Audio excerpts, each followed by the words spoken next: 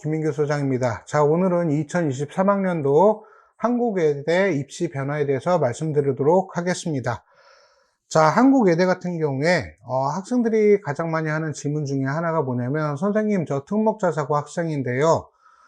한국외대 학교장 추천 전형 지원하면 안 되나요? 라고 하는 질문들을 꽤 많이 받고 있습니다.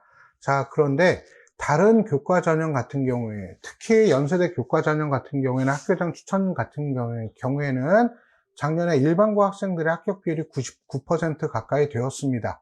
자, 그런데 이 정도로 일반고 학생의 합격 비율이 높은데, 한국외대 같은 경우에는 다른 대학에 비해서 비교적 특목자사고 학생들도 모집하려고 한다라고 하는 것들을 기억을 해 주시기 바랍니다. 물론 어느 정도 내신 등급이 돼야 됩니다. 그리고 다른 상위권 대학에 비해서 조금 문호가 넓다라고 하는 거, 요거를 좀 기억을 해 주시기 바랍니다. 자, 무슨 의미냐? 자, 교과 전형 같은 경우에는 지금 한국외대 같은 경우에는 한국외대 교과 전형의 내신 방법이 2019학년도에는 교과 전형을 등급 환산 점수 또는 원점수 환산 점수 중 상위값을 적용해서 하는 것으로 진행이 되다가 2020학년도하고 2021학년도에는 등급 환산 점수만 적용해서 일반고 학생 중심으로 지원하는 경향을 보였습니다. 즉 무슨 얘기냐면, 등급 환산 점수만 적용하게 된다면 일반고 학생들에게 절대 유리하다라는 얘기예요.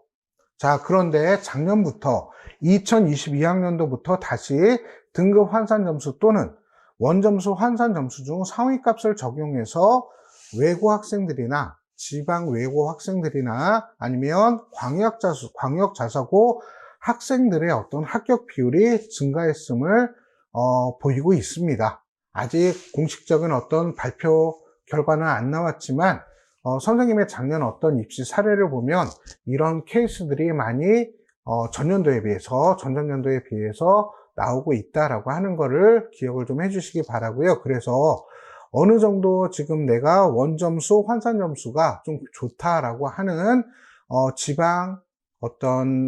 지방에 있는 외고나 지방권 외고나 아니면 광역자사고 학생들 같은 경우에는 한국외대 학교장 추천 전형도 한번 고민을 해봤으면 좋겠다라고 하는 말을 먼저 드리고 싶습니다.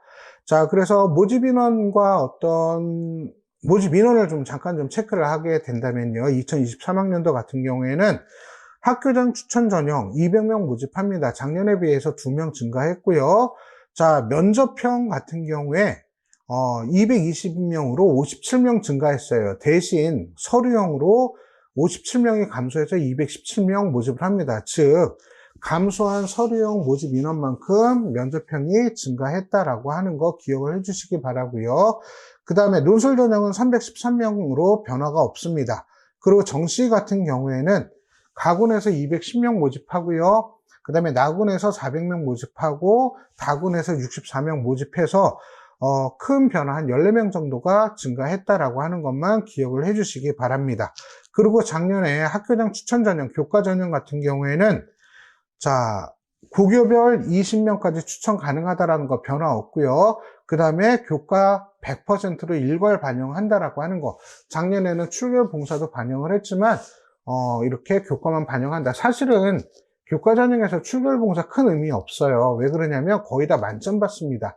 그렇기 때문에 교과 100%로 모집을 한다라고 하는 거 기억을 해주시고요. 그 다음에 면접형의 경우에 1단계에서 3배수 모집을 하고요. 2단계에서 면접을 진행하는데 면접의 퍼센테이지가 30%에서 40%로 증가했습니다. 이 얘기는 뭐냐면 면접에서 변별력이 더 강화되었다라고 해석을 해주셔야 될 것 같습니다.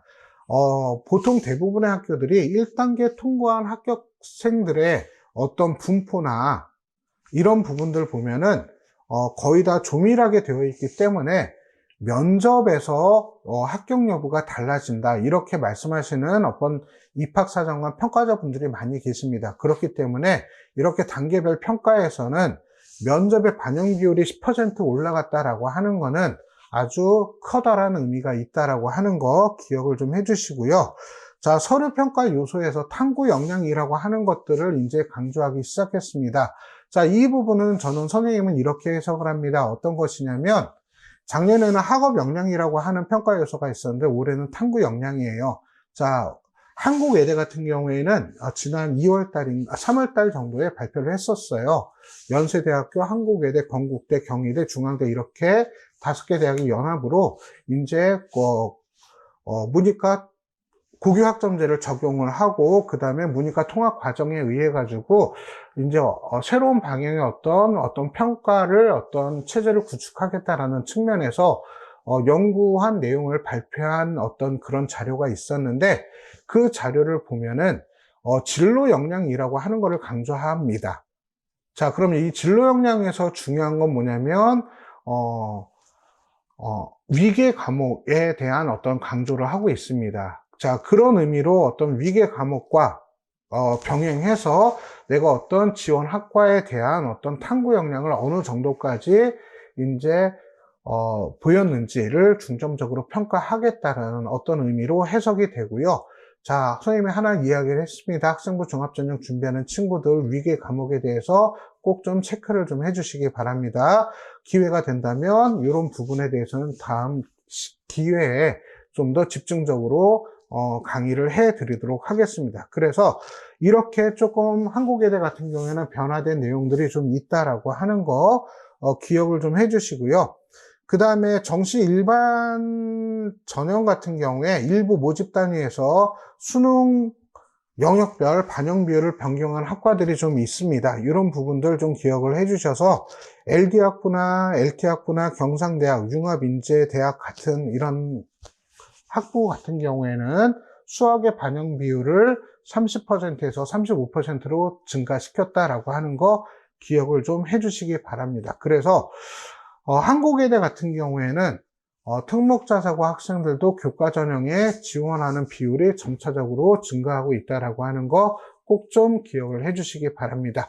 자, 오늘 강의 이것으로 마치도록 하겠습니다. 감사합니다.